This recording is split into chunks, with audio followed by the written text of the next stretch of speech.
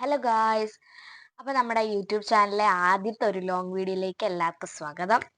നമ്മുടെ ആദ്യത്തെ long video ആയതുകൊണ്ട് തന്നെ നമ്മൾ സന്തോഷമായിട്ടുള്ളൊരു കാര്യം പറഞ്ഞ് തുടങ്ങാന്ന് വെച്ചാൽ എൻ്റെ സിസ്റ്ററിനെ കുറിച്ചാണ് നമ്മൾ ഇന്ന് പറയാൻ പോകുന്നത്. എൻ്റെ സിസ്റ്റർ എന്ന് പറയുമ്പോഴത്തേനും എന്നെക്കാട്ടിലും ഒത്തിരി വയസ്സിന് ഡിഫറൻ്റ് ആണ് അവള്. എനിക്ക് 18 വയസ്സുണ്ട്, അവൾക്ക് ഇപ്പോൾ ഒരു വയസ്സായതേ ഉള്ളൂ.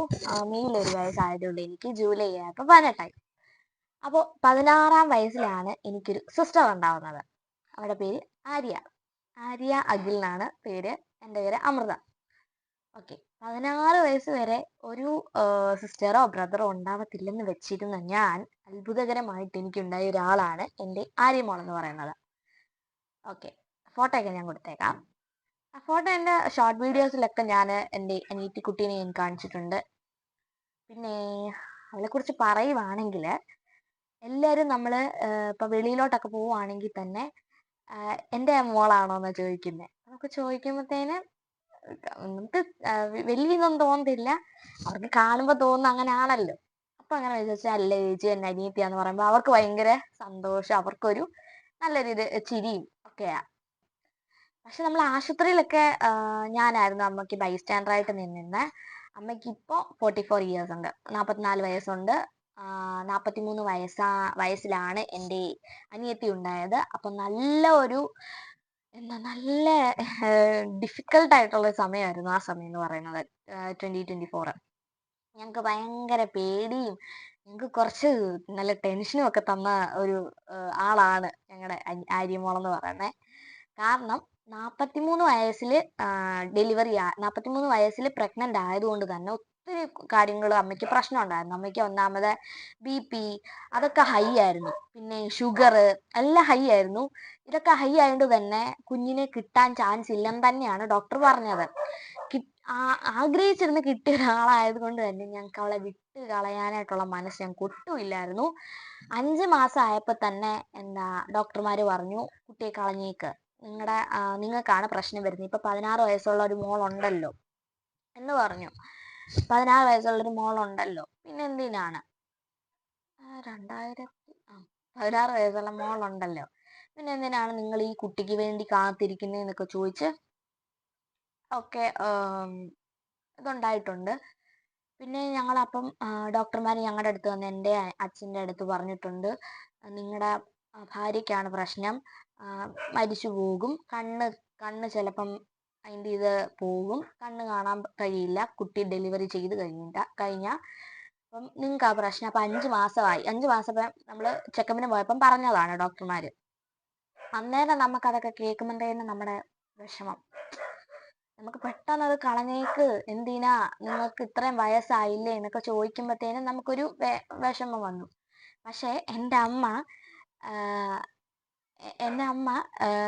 വേണ്ട, എനിക്ക് പറ്റത്തില്ല കളയാൻ. എന്നാൽ അമ്മയ്ക്ക് പറയാമായിരുന്നു, ഓക്കെ ഓക്കെ എനിക്കൊരു മോളുണ്ടല്ലോ, എനിക്ക് വേണ്ടെന്ന് വെച്ച് വെക്കാമായിരുന്നു. പക്ഷെ അച്ഛനും അമ്മയും ഞാനും ഉറപ്പിച്ചു പറഞ്ഞു, എന്ത് പറ്റിയാലും ഞങ്ങൾ ഈ കുഞ്ഞിനെ വേണമെന്ന് പറഞ്ഞു. അപ്പോൾ ഡോക്ടർമാർ പറഞ്ഞു, ഓക്കെ നിങ്ങളുടെ റിസ്കിൽ നിങ്ങൾ എല്ലാം എടുത്തു എന്ന് പറഞ്ഞ് അവരൊക്കെ പറഞ്ഞു. അങ്ങനെ 5 മാസം കഴിഞ്ഞു, 6 മാസം കഴിഞ്ഞു, 7 മാസമൊക്കെ ആയപ്പോഴത്തേന് അമ്മയ്ക്ക് ഷുഗറൊക്കെ നല്ലപോലെ കൂടാൻ തുടങ്ങി. ഷുഗർ, പിന്നെ BP ഹൈ ആവും തോറും കുട്ടിയുടെ ഹാർട്ട് ബീറ്റ് കുറയുക. അപ്പം അങ്ങനത്തെ പ്രശ്നങ്ങൾ കുറേ ഞങ്ങൾ നേരിട്ടു.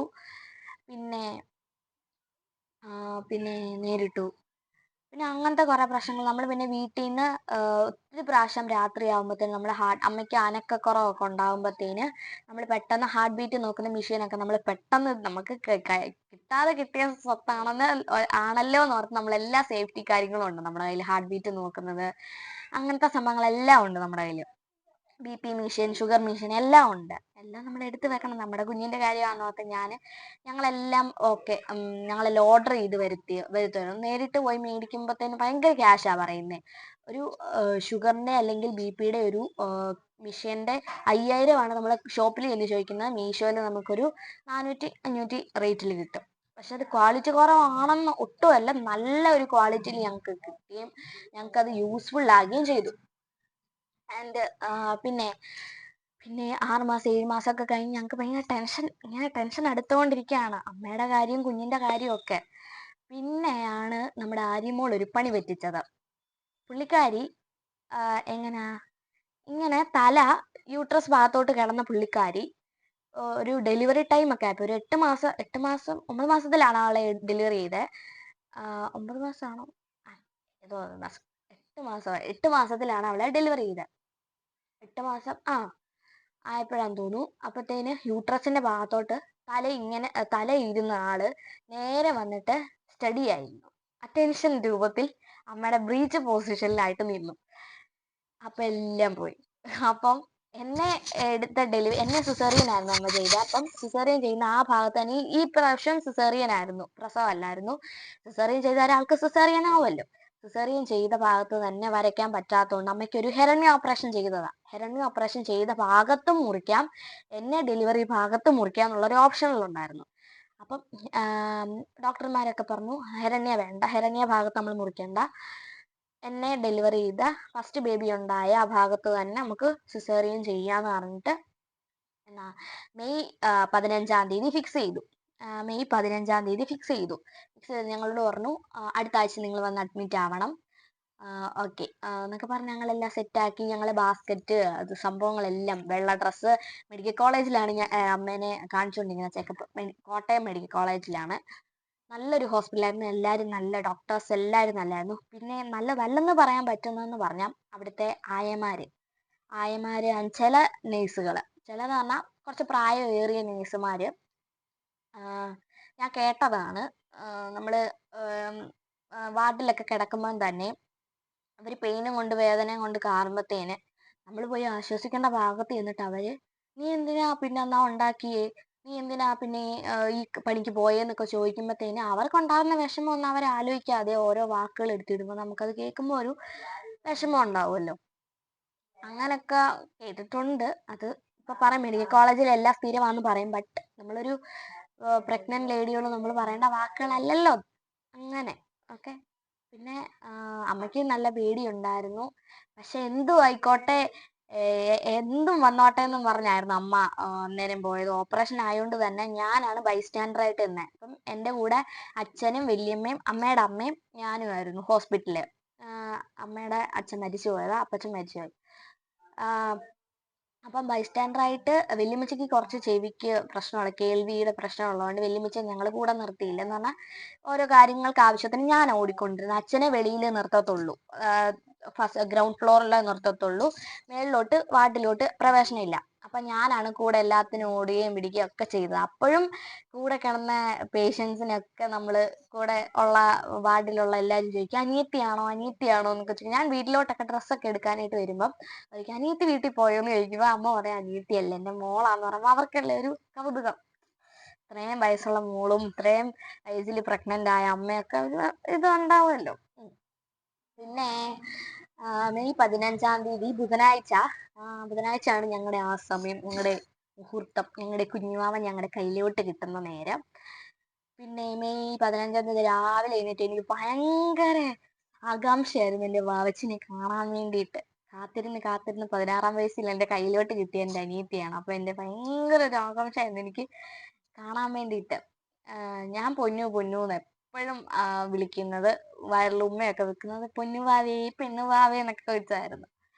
പിന്നെ 15-ാം തീയതി രാവിലെ ഞങ്ങൾക്ക് അമ്മയ്ക്ക് ബാത്റൂമിലൊക്കെ പോകാനായിട്ടുള്ള വയർ ക്ലീൻ ആക്കാനുള്ള എന്താ പരിപാടിയൊക്കെ ചെയ്ത് ട്രിപ്പ് ഇട്ടു. അവർ മുടിയൊക്കെ പിന്നിക്കെട്ടി അവർ നമുക്ക് എഴുതി തരും ഏതാ ഡ്രസ്സ് ഇടണ്ടേന്നുള്ള. അത് തന്നിട്ട് അതൊക്കെ ഇട്ട് ക്യാപ്പൊക്കെ വെച്ച് മാസ്ക് ഒക്കെ ഇട്ട് മുടിയൊക്കെ പിന്നിക്കെട്ടി മടക്കി വെച്ച് റെഡി ആയിട്ട് ചെല്ലാൻ പറഞ്ഞു. കയ്യിൽ 2-3 വെള്ള ഡ്രസ്സും വെള്ള തുണിയൊക്കെ വേണമെന്ന് പറഞ്ഞു. ഓക്കെ, സജ്ജീകരിച്ചെല്ലാം ഞാൻ വല്യമ്മച്ചിനെ കൊണ്ട് ഓപ്പറേഷൻ തിയേറ്ററിൻ്റെ അവിടെ കൊണ്ടിരുത്തിയിട്ട് അമ്മയുടെ അടുത്ത് വന്നിട്ട് അമ്മേനെ കൊണ്ട് ലിഫ്റ്റിലാണ് പോണേ. ലിഫ്റ്റിൽ ഒരു ബൈസ്റ്റാൻഡറും പേഷ്യൻറ്റും അവിടുത്തെ ആയല്ല, അവിടുത്തെ ഈ നോക്കുന്ന ആളുണ്ടല്ലോ, നേഴ്സല്ല, ആ പുള്ളിക്കാരിയായിട്ട് ഞങ്ങൾ പോയി ഓപ്പറേഷൻ തിയേറ്റർ. എനിക്കാണെങ്കിൽ ഞാൻ കരയത്തില്ലെന്ന് പറഞ്ഞിരുന്നു. ഞാൻ ഓപ്പറേഷൻ തിയേറ്ററിന്റെ വാതിലോട്ട് അമ്മേനെ ആയയുടെ കൂടെ വിടുമ്പം ഞാൻ ഇങ്ങോട്ടും അമ്മ അങ്ങോട്ടും ആയയുടെ കൂടെ പോകുമ്പോൾ ഞങ്ങൾ ഇങ്ങനെ തിരിഞ്ഞു നോക്കി പൊട്ടിപ്പോയ നിമിഷമായിരുന്നു അത്. എനിക്കെന്തോ നമുക്ക് ഭയങ്കര ഫീലിംഗ് ആയുള്ളൊരു മൊമെന്റ് ആയിരുന്നു അതൊക്കെ. പിന്നെ അച്ഛനാണ് ഭയങ്കര ടെൻഷനായിരുന്നു. പിന്നെ ഞങ്ങള് അമ്മേനെ വിട്ട് കുറെ കഴിഞ്ഞപ്പോഴത്തെ നമ്മുടെ ഫോണിൽ വിളിച്ചാണ് ഡോക്ടർമാര് ഓരോ കാര്യങ്ങൾ ചോദിക്കുന്നത്. പിന്നെ ഫോണിൽ വിളിച്ച് ഓരോ കാര്യങ്ങൾ ചോദിച്ചു. പിന്നെ ആ പേപ്പർ ടെസ്റ്റ് അതൊക്കെ ചോദിച്ച് ആ ബുക്കോടെ ഞാൻ അങ്ങ് കൊടുത്തു ചോദിച്ചുകൊണ്ട്. കൊടുത്തു കഴിഞ്ഞിട്ട് ആയ പെട്ടെന്ന് വന്നിട്ട് സുധയുടെ ആളുണ്ടോ എന്ന് ചോദിക്കുമ്പോൾ ഞാൻ എഴുന്നേറ്റ് ചെന്നപ്പോൾ തന്നെ വന്നു ഒരു വെള്ള ഡ്രസ്സ് വേണമെന്ന് പറഞ്ഞു, ഒരു വെള്ള മുണ്ട് വേണമെന്ന് പറഞ്ഞു. ഞങ്ങൾ പറഞ്ഞു ഓക്കെ എന്ന് പറഞ്ഞിട്ട് ഞാൻ ഓടിപ്പോയത് മാത്രം വെല്ലുമിച്ച് കണ്ടുള്ളൂ. വെല്ലുമിച്ചോട് പറയാനുള്ള നേരം എനിക്ക് കിട്ടിയില്ല. പറഞ്ഞു വരുമ്പോഴത്തേനും തന്നെ ഒരു ദിവസമാവും, കാരണം കേൾവി പ്രശ്നം ഉള്ളതുകൊണ്ട്. അതുകൊണ്ട് ഞാൻ പറയാതെ ഓടിപ്പോയി. അപ്പൊ ഈ വെല്ലുമിച്ച് അച്ഛനെ വിളിച്ച് പറഞ്ഞു കൊച്ചെവിടാണ്ട് ഓടിപ്പോയത്. കൊച്ചെങ്ങോട്ടോ ഓടിപ്പോയല്ലോ. എങ്ങോട്ടോ ഓടി എനിക്കറിയില്ല, പറഞ്ഞില്ലെന്ന്. ഉടനെ അച്ഛൻ അവിടുന്ന് പോലീസിനോട് പറഞ്ഞിട്ട് പോലീസുകാരോട് പറഞ്ഞിട്ട് സെക്യൂരിറ്റിയോട് പറഞ്ഞിട്ട് കയറി മേളിലോട്ട് വന്നു. മേളിലോട്ട് വന്നപ്പോൾ ഞാൻ താഴെ സെക്കൻഡ് ഫ്ലോറിൽ, തേർഡ് ഫ്ലോറിലാണ് ഈ ഓപ്പറേഷൻ തിയേറ്റർ, സെക്കൻഡ് ഫ്ലോറിലാണ് അഡ്മിറ്റ് ആയിട്ടുള്ള വാർഡ്. അവിടെ പോയിട്ട് ഡ്രസ്സ് എടുത്തിട്ട് ഞാൻ സ്റ്റെപ്പ് കയറി വന്നപ്പോഴത്തേനും വെല്ലുമിച്ചനോട് ചോദിച്ചു നീ എവിടെ പോയതാ നീ ചോദിച്ചു. ഞാൻ പറഞ്ഞു ഇപ്പൊ ഞാൻ ഡ്രസ്സ് കൊടുക്കട്ടെ എന്ന് പറഞ്ഞിട്ട് അയാളുടെ കയ്യിൽ ഇങ്ങനെ കൊടുത്തിട്ട് ഇങ്ങനെ തിരിഞ്ഞിങ്ങനെ ഇറങ്ങിയാനായിട്ട് ഇങ്ങനെ തുടങ്ങി. അപ്പൊ നിക്ക് വാവച്ചീനെ തരാന്ന് പറഞ്ഞിട്ട് തിരിഞ്ഞ് ഞാൻ വന്നപ്പം കയ്യിലോട്ട് ഒരാളെ ഇങ്ങനെ വെച്ച് തന്നു, എന്റെ സുന്ദരി വാവ ആരിക്കുട്ടീനെ. ആ മൊമെന്റ് എന്ന് പറയുന്നതാണ് എൻ്റെ ജീവിതത്തിലെ ഏറ്റവും എൻ്റെ ഹാപ്പി ആയിട്ടുള്ളൊരു മൊമെന്റ് എന്ന് പറഞ്ഞാൽ. എനിക്ക് കരച്ചിലും സന്തോഷവും സങ്കടവും എല്ലാം വന്നൊരു മൊമെന്റ്. അപ്പൊ നമ്മൾ ആ നിമിഷത്തിൽ നമ്മളെല്ലാം മറന്നു പോകും. പിന്നെ ഞാൻ അന്നേരം അച്ഛനെ വിളിച്ച് കുഞ്ഞാവെ കയ്യിൽ കിട്ടിയെന്ന് പറഞ്ഞ ഓട്ടനെ അച്ഛൻ സെക്യൂരിറ്റിയോട് പറഞ്ഞ് കയറി വന്നു. അത് മൈക്കി വിളിച്ച് പറയും. അപ്പൊ കയറി വന്നിട്ട് കുഞ്ഞാവേനെ കൈ വെച്ചോ, കൈ വെച്ച നിമിഷമൊക്കെ ഭയങ്കര നമുക്കൊരു ഇതാണ്. പിന്നെ ആദ്യമായിട്ട് കുറെ നേരം കൈ വെച്ചോണ്ടാന്ന് ആ ദിവസം ഫുൾ എൻ്റെ കൈക്ക് തന്നെയായിരുന്നു. അതൊക്കെ നമ്മൾ ആ നേരം മറക്കും.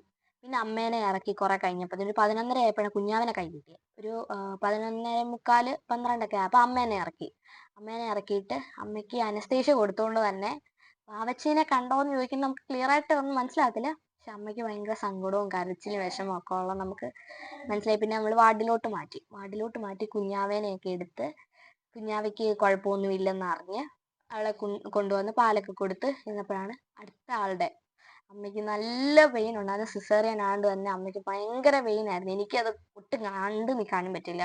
അമ്മ കരഞ്ഞ് ഒരു 4 ദിവസമെങ്കിലും അടുപ്പിച്ച് അമ്മയ്ക്ക് നല്ല വേദനയായിരുന്നു. പിന്നെ സ്റ്റിച്ചൊക്കെ എടുത്തു. പിന്നെ കുഞ്ഞിന്റെ കേൾവി, കണ്ണ്, അതൊക്കെ നമ്മളെല്ലാം ചെയ്തു.